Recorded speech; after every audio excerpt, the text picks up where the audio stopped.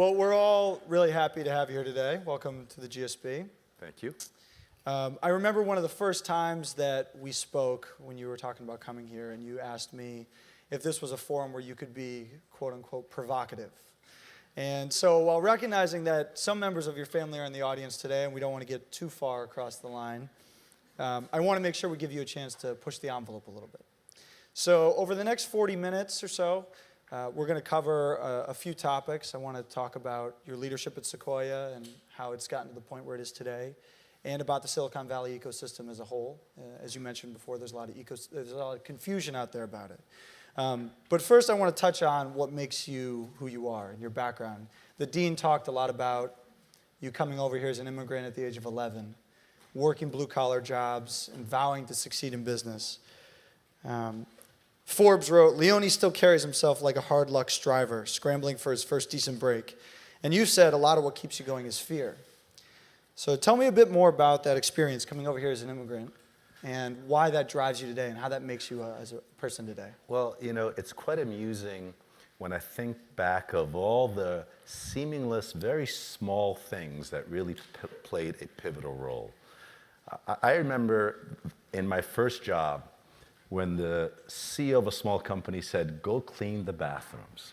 And I read and I heard that, boy, it starts at the bottom. It starts by cleaning the bathroom. And I remember cleaning the bathrooms that day and saying, "I got you now because you let me into the business world." So that's a vignette that says, I'm now in, and now I'm going to get you all.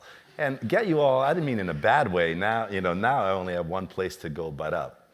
The other thing, as I look back, that was quite formative, being an only child, lots of love around my family, no means, but lots of love. And that was a blessing. But a pretty rough high school, 3 or 4 years. You know, the high school years are tender years. It's the first time that girls come into play and so on. And those were not easy years.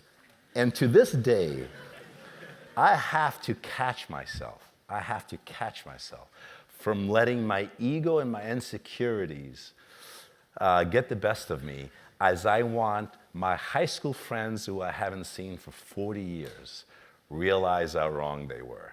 And I think it's humorous that at the age of 57, I still think about the high school friends. So those are the little things that really push me to want to achieve. And my life really went into 3 different groups. In the first few years, it was about making it. Can I make it? Can I make it? Can I make it? From the age of 35 to 50, I just wanted to be the very best. That really drove me. From 50, 55 to this point, to 57, and hopefully through the end of my career, the thing that really drives me is working with younger people. It's a kind of a rude line, but I don't want to hang out with people like me. I don't want to hang out with old people. I want to hang out with people like you. And so at Sequoia Capital, finding a young, talented partner, investor, employee, and helping them in the greatest way possible is really what keeps me going now. That's great. Well, I want to get to how you recruited Sequoia, because I know a lot of our classmates may be interested in that right now, given that it's recruiting season. But just backing up a bit to, okay, so you're a New York immigrant. You vowed to succeed. But the path to success is one that I think is not an obvious one. You graduated from graduate school on the East Coast and decided to come back to the West Coast and work at Sequoia after having a sales background. You know, why'd you make that choice? Silicon Valley was something then, but it's not what it is today. Sequoia was good, but it's not what it is today. What drove you to come back here? What did you see? So I think luck played a great role.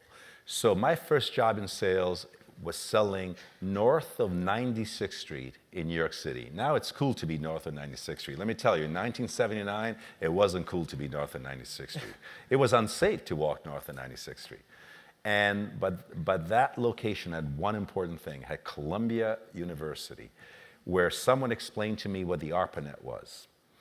And that caused me to get a job at Sun Microsystems. Again, that crappy sales territory, and you could say I made my own break because I asked some questions, But that unlucky break led to a lucky break. Sun Microsystem employee number 50 something, I can't remember.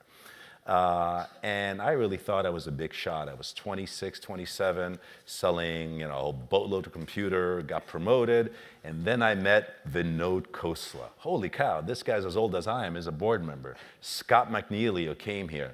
Holy cow, this guy's as old as me. He's the president, the CEO. And then I learned the words venture capitalist. I had no idea what that was, but it sounded pretty good to me. And so I just figured out what a venture guy was, and I decided that I want to be one of them. And I figured that I should get a master's, learn a little more, to get a second master's. And then I wrote 80 letters to venture firms, letting them know I'm going to be in California, trying to sweet talk all the assistants. I got an interview with Don Valentine at 5 o'clock on a Monday, who took me to his office and asked me, what's important? Of course, I knew what's important. I spoke for about 7-8 minutes. I gave it all. 30 seconds of silence, and he said, what else? I just given it all. And I said, Don, I gave you everything I know. I can't give any more. But the fact that I was so candid, and the fact that I told it like it is, and the fact that I had a sales background caused me to be hired. But to make a long story short, it was a lucky break to sell at Columbia. It was a lucky break to ask a few questions. It was a lucky break to learn about Sun Microsystems, where I wrote a letter and got a cold call interview. And so in some cases, I think you make your own break, but make no mistake, a great deal of the reason as to why I'm here has to do with luck. I firmly believe that. If you hadn't come back to Silicon Valley, do you think you'd still be in sales, or what was your vision? So about 6-7 years ago, I was in New York City, and I got a call from someone. There's an HP reunion in New York City in some restaurant on 22nd Street. And back in Hewlett-Packard, back in '79, it was the Italian mafia. John Colucci, Tartaglia, all these guys, the same names as The Godfather in some ways. And so I decided to attend this gathering. And it was one of those scenes from movies that you occasionally see where your life would have been. And let me tell you, it would not have been a bad life. I think everybody was a lifer, everybody had a home, their kids were happy, but they got up and started singing song The HP Way to Bill and Dave. This is the two founders of Hewlett-Packard. And they gave me a snippet of what life might have been, and it completely freaked me out. So that's what it could have been. I doubt it would have been that, but that was a very eye-opening experience. Interesting. Well, I want to move now to what people have no doubt come here to hear about, which is your leadership of Sequoia and the success you and your partners have had over not only recently but over the last few decades. It's obviously been an incredible year, and it's been an incredible decade or a few decades. And I'm wondering what about Sequoia separates it from the others that's allowed it to maintain success for so long. What's in the secret sauce, as you've put it, and how have you stayed on top for so long? Well, I think it all started with Don Valentine, who's the founder of Sequoia Capital, who had two lessons that were pivotal in my mind. One was really an appreciation for markets, and second, an ability to recruit non-conventional people. So he recruited Mike Moritz, whose name you probably know, who was a writer, had written a book at Apple, was the San Francisco Time Magazine bureau chief, and he recruited him to be an investor. Now you might wonder, how do you recruit him to be an investor? Because he liked the way Mike thought, he liked the way Mike asked questions. Right after he recruited Mike, he hired me, and he hired me because of my view of a business from the customer in versus from the product out. And Mike and I could not be more different. Mike is a thinking man, a few words, Brit. I'm an Italian, a few too many words, and so on. But Mike and I learned to work together for 20-something years, but it's to Don's credit. And we've kind of kept that going. So we continue to hire people modest, mostly for modest means, people that have not followed a preset set of tracks, people that have taken risks, people that have achieved some kind of success early on, people that are smart, but that goes without saying, people that have both IQ and EQ. And then our spec has product management, technical background, it has all these conventional lines, and that has a line at the end that says, doesn't meet spec, but he or she is special. And it's the last line that's the most important line of the recruit. And so we meet a lot of people. We're always looking for people. We're looking for people right now, both in a venture business and in a growth business. We get to know them quite well. And then we ask them to listen to companies with us. And we just want to see how they think.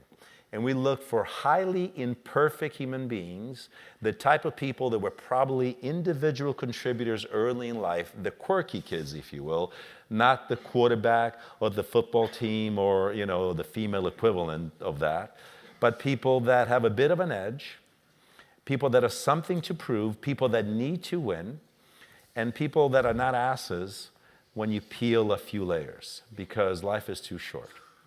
And our real secret is take these heterogeneous individual contributors and showing them on how to work as part of a team, to start using the we pronoun.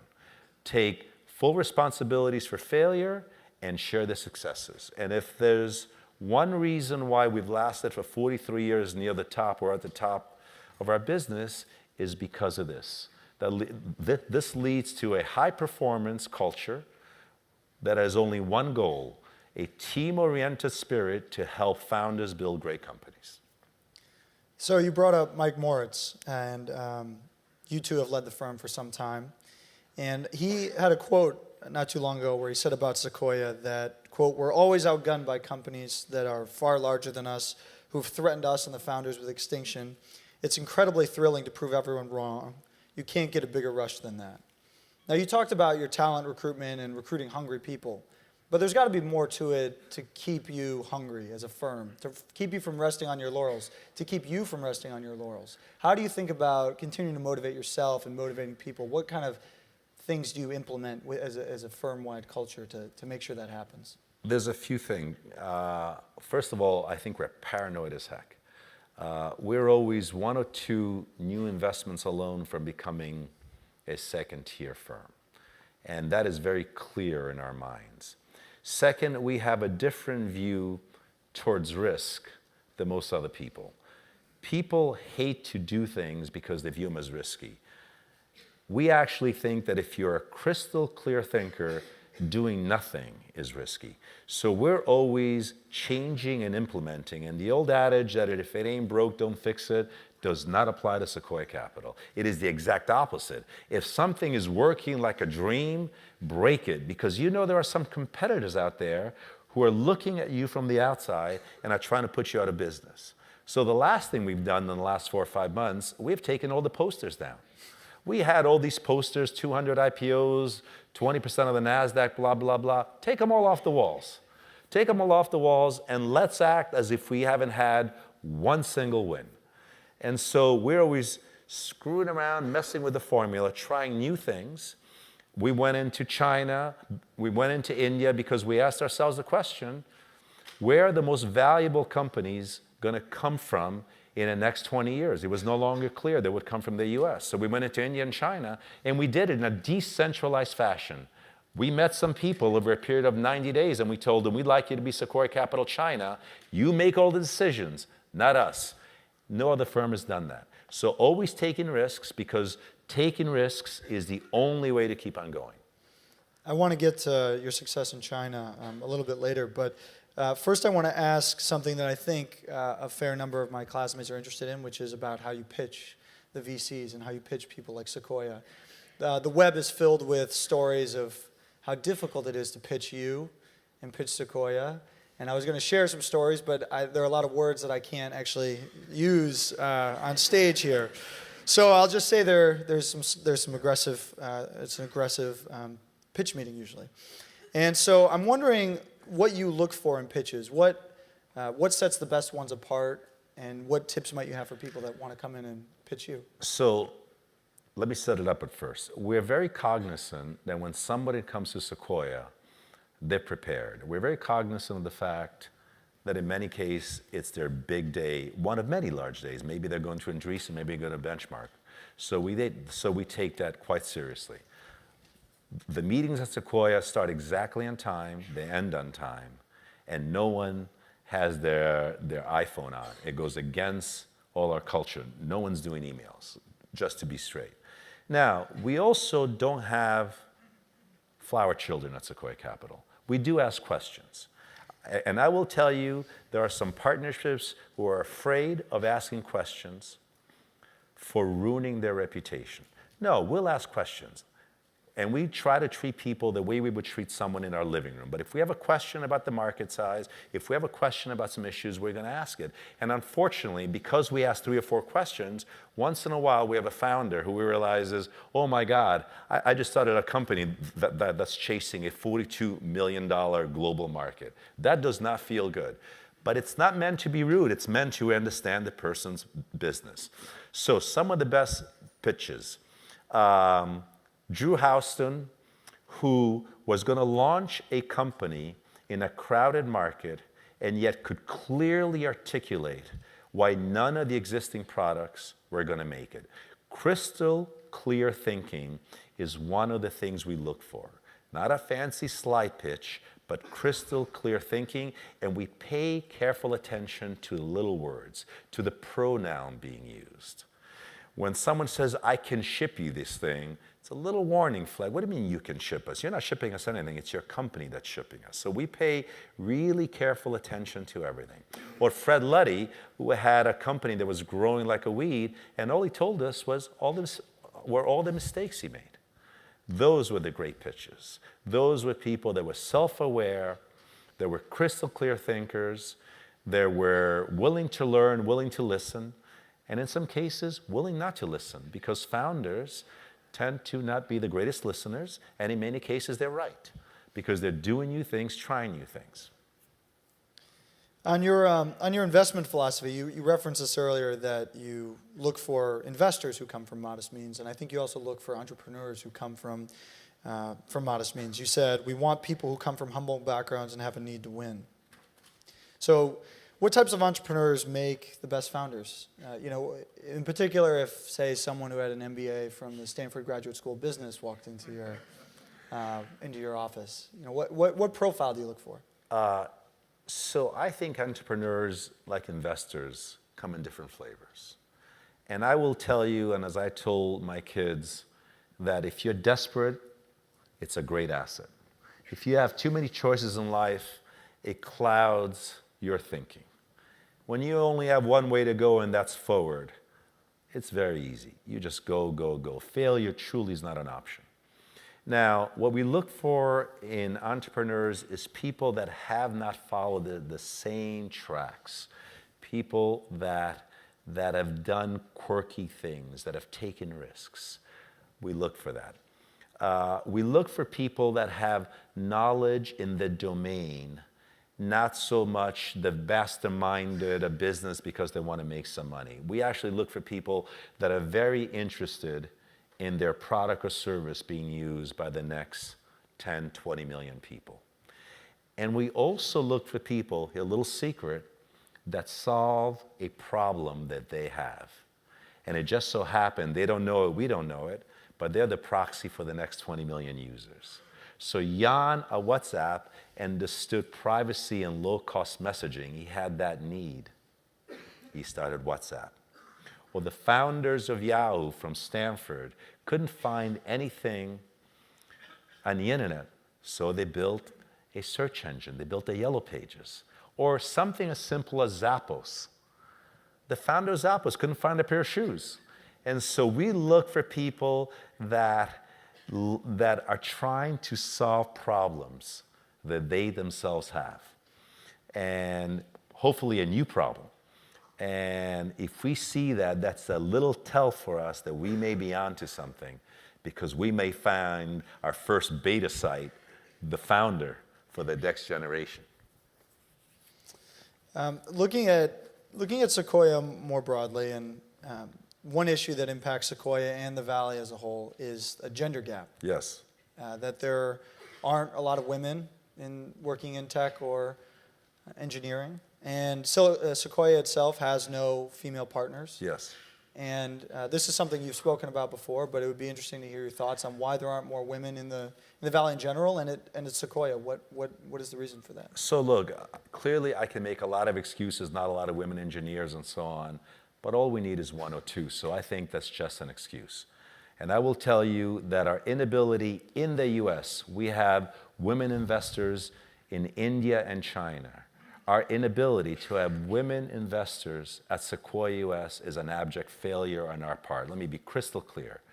We have a heterogeneous set of talents at Sequoia. We have engineers, sales, marketing, CFO, Italians, Chinese, Indian, but we don't have the woman's point of view. And if you just think about consumer internet investing, half of the population is women. So it is in our interest, both as good citizens and as selfish investors, to have that point of view.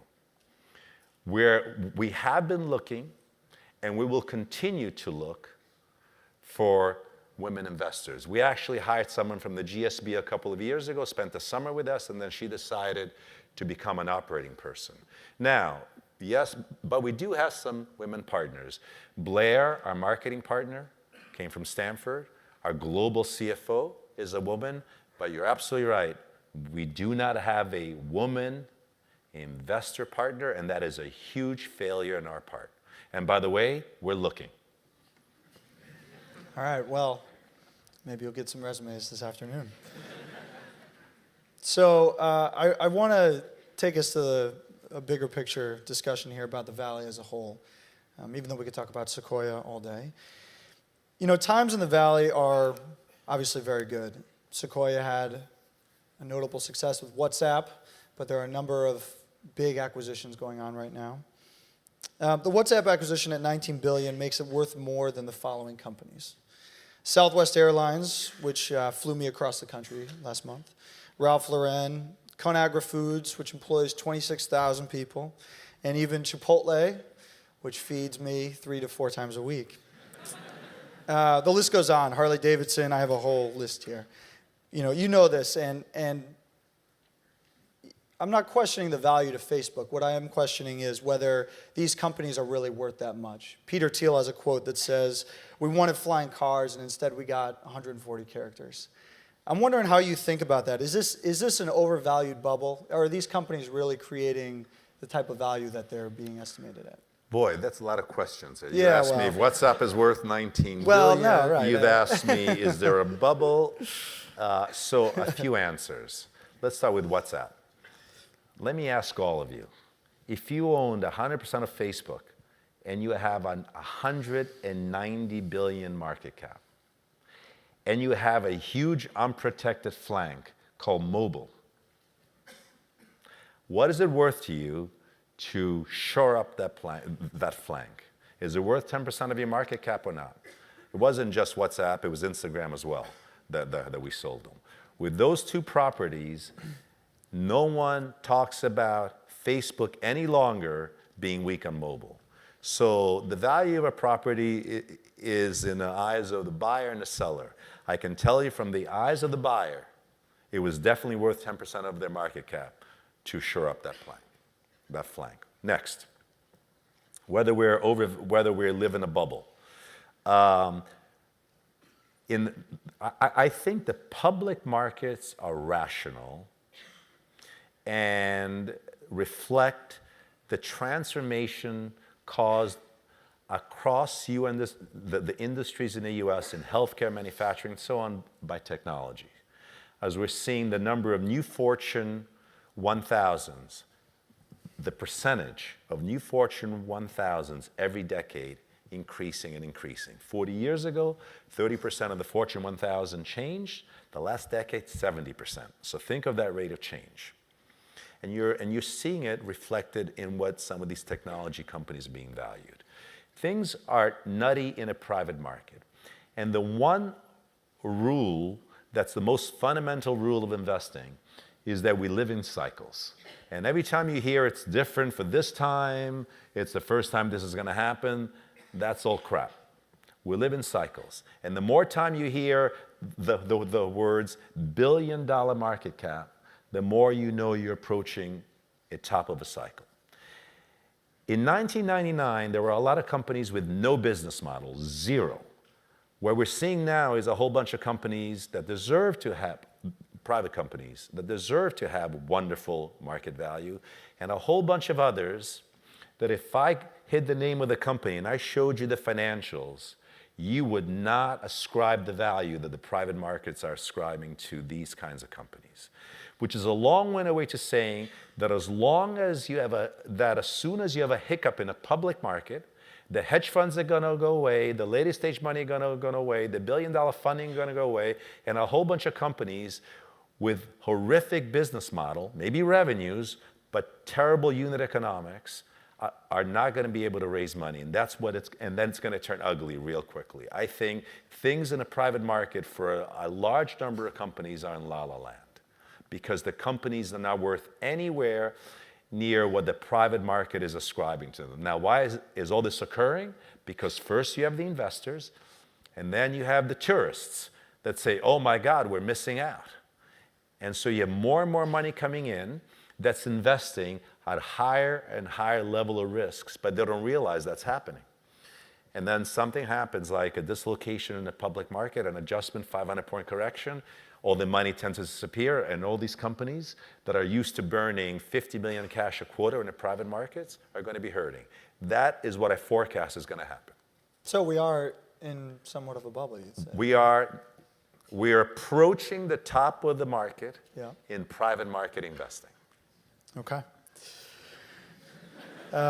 So on the funding landscape, we spoke backstage a bit about some of the confusion that is out there. There seems to be a shift in the funding landscape. People are talking about angels and seed funders, increasing in power and disintermediating VCs. What's your take on is it a trend? Is it a real trend? What's your take on it? So, look, it's quite simple. With the advent of the internet and mobile, we saw the birth of what I call application layer investing, where now you can buy a computer for $1,000 or less, or store your files on Amazon, or use open source, and you can create a product for $200,000. So the cost to start one of these companies is a lot less. Remember, it's the cost to start, not the cost to launch. And so for the first time, we've seen the growth of angel investing, which is necessary because there's so many founders and entrepreneurs. We could not make all the investments that we see. But at the same time, we've also seen these things called party rounds, where instead of raising $250,000 or $500 or $1 million, money's being thrown at these founders, and they're raising these $4 or $5 million rounds before they have a product, without calculating what that means. Keep in mind, the angels spend this much time with a founder in a company's life. If the company's life is that long, the angels spend that much. And as a founder, you have to figure out how much equity do you want to sell to an asset class, a category of partners, think of them as partners, that will spend maybe the first 9 months with you.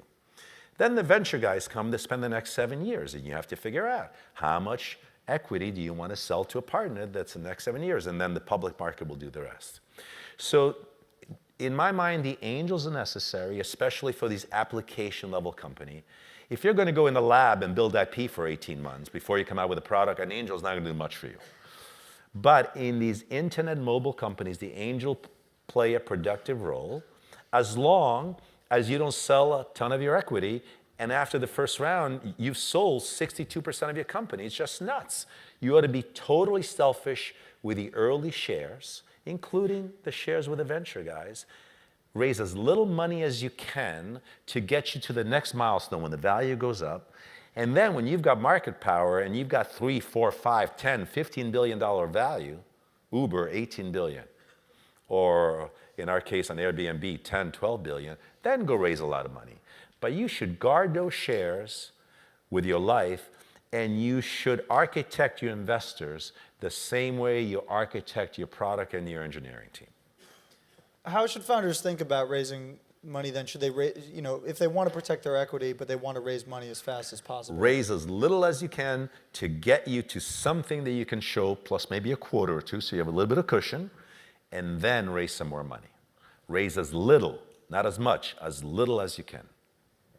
Because that's the most expensive equity you're going to sell.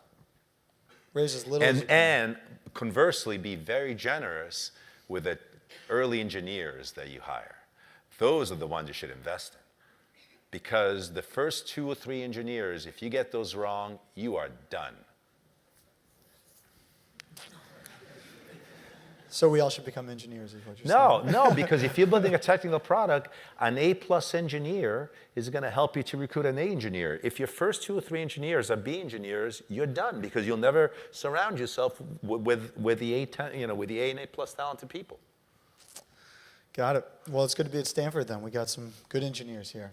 We only have time for about one more question before we move to the audience, and I just wanted to touch on Sequoia's success in emerging markets. You have found success in Israel, India, and particularly China, where others have not. I'm wondering, is this just another secret sauce kind of thing? You hire the best people and they do good things, or what has led to success there? A little luck. We found good people, but we looked for a while. And I think the courage and foolishness, because I think in retrospect that we can't believe that we did this, is to hire people and work the attack side of the house, which is the money making, the investing, the hiring, to have that decentralized, to not have every decision go through California. Because what do I know about what goes on in China? What do I know about what goes on in India? I travel to India and China 4 to 5 times a year, but at the end of the day, I don't really know what goes on there. So we decentralize the attack side of the house, and we centralize the defense, the stay out of jail, compliance, the financial reporting. No one has had the courage to do what we did, to completely decentralize and have relationships and trust be the things that really hold us as one firm. It's not a franchise opportunity. We are one partnership. It's not Sequoia Capital China. It's Sequoia Capital in China, to show you how carefully we even use our words. And essentially, we're held by a whole bunch of strings. Compensation is a small piece of it. A lot of it is culture. When we send email to a partner in China, we get a response right back the same way that when I send an email to my partner here in the US. And we view our partners in China and India and Israel the same way as the partners in the US. So having that patience, that courage, that foolishness to organize that when investing all the time, I think has been the secret to our success. Interesting. Well, I want to save some time for questions here. We have mics in the front rows here, so please start raising your hands. If you're in the top deck, you can tweet questions, and we'll have someone read a few of those. And we have time for about 15 minutes of questions, so got one right in front. We'll go right over here. And please stand up and introduce yourself. Hi, my name is... Yep, just hold it close. Yeah. My name is Federico Antoni, part of the faculty here at Stanford GSB. I have a question regarding Brazil. So from the exterior, it seems that you didn't have as much success in Brazil as you did in China and India. I don't know if you could speak to the reasons for that and what learnings did you get from that experience? So we hired about 3 years ago a terrific GSB graduate. We hired him in October his first year. Work with us through year 1, through the summer, and through year 2. And we had a notion that we were going to go to Brazil. And we traveled to Brazil probably 6, 7 times. We made 2 investments. And the more we traveled down there, the more it became apparent that there were very few engineers coming out of Brazil. And we made, and we understood that we would have to go into other lines of business, like the consumer industry, supermarkets, restaurants. And we want Sequoia Capital to really be a IT-first partnership. What we didn't want to do is go to Brazil and back a whole bunch of lookalike companies. So we hired a gentleman. He opened an office, we made 2 investments, and then we pulled back. Now, there's a second part to that story. So we did the right thing. At Sequoia, we pride ourselves in doing the right thing. A young person, we forward vested him in a fund, including the WhatsApp funds, so he's very happy. And he wanted to start a company, and we gave him a bit of a throwaway $1 million seed. Not throwaway because that's a belittling term, but long shot startup in Brazil. And he wanted to start an online credit card company. So we helped him, board meetings over the phone for the first year, and on $1 million, he launched a credit card company in Brazil. There's a line out the door of users who want to get the credit card. They changed the law in Brazil, so now if you want to launch a competitor, it takes 3 years. And we just invested $11 million in a Series A after this throwaway $1 million. We now have 3 investments in Brazil, but we have no intention to planning a flag in Brazil, mostly because of the number of computer science engineers. The last thing I'll tell you is I met with a gentleman of Gartner, lives in Brazil. He does software monitoring throughout the US. He's the one that writes all the graphical software. And I asked him, what were the 2 or 3 leading software companies in Brazil? And he could only name 1 or 2. It was very clear that it was too early to go to Brazil from an IT, non-lookalike internet company market. And so we backed off, and that's the real story. All right, I think we have one more question over here. My name is Nama. I'm an MBA of class of 2016. And I think by now my classmates already know what I'm about to ask. We already touched a little bit about gender inequality in your firm. I wonder how it affects how the firm addresses women entrepreneurship. Are you missing out on women entrepreneurs because you don't have a female partner? Well, we have no way of knowing if we're missing out. So in the last 10 years, I have served in half a dozen boards where the lead founder CEO is or was a woman. So we have no fear of backing women. Right now, in one of my best companies, the president, founder, is a woman. House, another company where I'm not a board, the CEO is a woman. So we have no issues in backing women. I think we're missing out as investors, mostly because, as I said earlier, we're missing a point of view that represents half of the population. And if you do any studies on high performance team have heterogeneous point of view. And we're missing half of the population of the US. But we have been in business with numerous women, and we look forward to being in business with even more women. So if you want to start a company, come to Sequoia. We'd love to hear your pitch. There you go. We're going to take one from Twitter, but please keep your hands raised so they can get you the mics. But we'll go to a Twitter question now. I'm not sure. There you go. Great, thank you. The Twitter question I want to ask is, you contribute a lot of your success to luck. Do you have any habits or ways of increasing your chance of being lucky? Yeah, I think I do. And my partners sometimes get upset at me. I lean forward, not in writing checks, but in listening.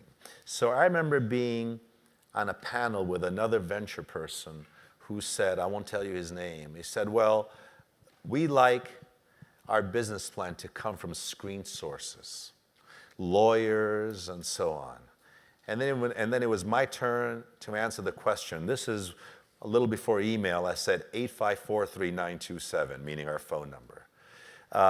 And so the thing I like to do, I like to go look in all the nooks and crannies where it's not hip to go look. Or when I hear something something is really crappy, this is really a bad time, my brain works, it's a bad time, terrific, I want to go look. And then just, it's from my sales days. I guess now if you're in sales, they hand you leads. When I was in sales, nobody ever handed me a lead. It was a lot of cold calling. And in one company, especially the company where the lady's the president, I am terrifically proud that I cold called it myself. Is that luck? No, I think hustle, luck, and clearly look, there's a lot of people as talented as I that could be sitting right here. I don't have any special talents. I want to make that crystal clear. There's a lot of people that are sitting right here, and yet I'm the one sitting here. So luck has something to do with it. But I will tell you, hustle has a great deal to do with it as well. I think we have a question on this side. Yeah, Hi, Doug. thanks. You can just talk into it. They turn it on. Yep. Hi, Doug. My name is Ying Ming. I'm from Qualcomm. And you said things are in cycles. Like, as you mentioned, the mobile applications, we are approaching the top. And can you please share with us, in your mind, what's the next things? The cycle is about to start, or maybe next several things. You can see that. Thank you. So look, people always ask me, what's hot? And here's my answer. If I could tell you, by definition, it's not hot. The day before I came across Google, I would not have told you a new market entrant in search, there were 20 search companies, is hot. Or the day before YouTube, when video on the net had failed consistently, I would have never told you that's hot. We have market maps, but market maps by definition look at the status quo and extend the line. And once in a while, we find a company that fills the hole. But the best investments we make are the things we haven't even thought of. Imagine Airbnb. Imagine you asking me that question the day before Airbnb, and I'm going to tell you, I'll tell you what's hot. Some guy is going to, there were 3 guys in that case, 3 guys are going to show up, and they're going to tell me that that's hot is a situation where I'm going to rent rooms in my house to strangers. We're going to create a global 2-sided marketplace in that. And I would have said, come on, that's nuts. So that is a question that by definition you cannot answer. Now, I will tell you that in the last fund of Sequoia Capital, it's a 3-year fund, we have fewer consumer internet mobile companies than we had in the fund before. I can't tell you if it's because we're missing something or we're reaching a saturation point. I can tell you we have more healthcare company. We have 3 cancer addressing company. We didn't have 3 of those in a fund before. I'm going to tell you that cancer curing is hot. No, I'm not going to tell you that. But it's the impossible question to ask. And the only way to learn is to have big Dumbo ears, listen to everything, and don't dismiss crazy ideas. Now, once in a while, I will admit that we make one of these investments like Airbnb, and 90 days afterwards, we say to ourselves, what the heck were we thinking? But, it takes flexibility in the brain to say, would you do Airbnb? Now, the latest thing is, would you share your car? Would you let somebody else drive your car so you can drive from point A to point B, and they can drive from point B to point A? Or drop your car at the airport, when somebody lands, they can take your car and use that as a rental. I can tell you that the use of my car feels pretty personal to me, but I'm open-minded because I want to know what you do, male and female, what your point of view would be. I think we have one on this side. Stand up. Yeah, there you go. Hi, I am Javier Solano. I come from Chile. And you mentioned that your early years in the US at high school with some kind of needs made you who you are. And you're looking people like you. And I agree with that. It's kind of easy to be determined when you're needy. But how do you stay hungry when you get some degree of success?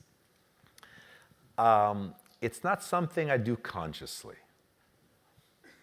So back, this is kind of funny to admit, So once every 10 years, that we do a Myers-Briggs at Sequoia Capital. Because things are going well, so obviously let's have a look. And the last time, the most negative thing I got is the fact I mentioned that once a week I have a nightmare that I'm going to be fired by Sequoia Capital. And people told me, boy, if you feel like that, imagine how we feel. Now, no one's threatening me. Sequoia Capital is a we place. We want people to succeed. It's actually a really fun place on the inside to be. But to me, it's just raw fear. I remember walking in a Stanford Mall in 1988, making $67,000 and not really having enough money to buy presents. I remember those days, and they didn't feel very good. So I still have this fear that I'm going to be poor. I still have this fear that they're going to throw me out of Sequoia Capital. I still have this fear that I'm going to really mess up a founder. I have a great fear. I've been on 30 boards, and I have to admit, I messed up one company really good. Now, thankfully, I helped a whole bunch of others, but I fear that I have a huge sense of responsibility. I think fear would be my number one thing. And it's not something I do. It's not a little game I play with myself. It kind of really gets me going, and it drives me. I think it's a character fault, actually, but that's what it is. So I think I'm going to take the last question here, and you've been very personal today, and we appreciate that, but I still want to ask you the question that all GSB students have to answer when they apply here, which is something we have to put on our application, and it's what matters most to you and why. And I want to ask you that question. Well, I clearly got the answer wrong, being that I was rejected twice from Stanford Business School. So seems to have worked out for you. Let me start with that.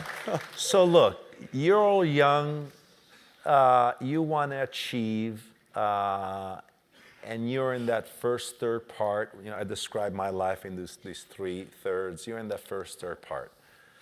But if I would give you some advice, and I'm gonna take some poetic license. I'm not gonna say one thing. Please. I'll say two or three things. Here's my view of things now that I'm a little older dog. Number one, choose to have kids or not, but if you choose to have kids, invest in your kids. That's, to me, is the most important thing. Second, go for it, have success, but bring others along with you.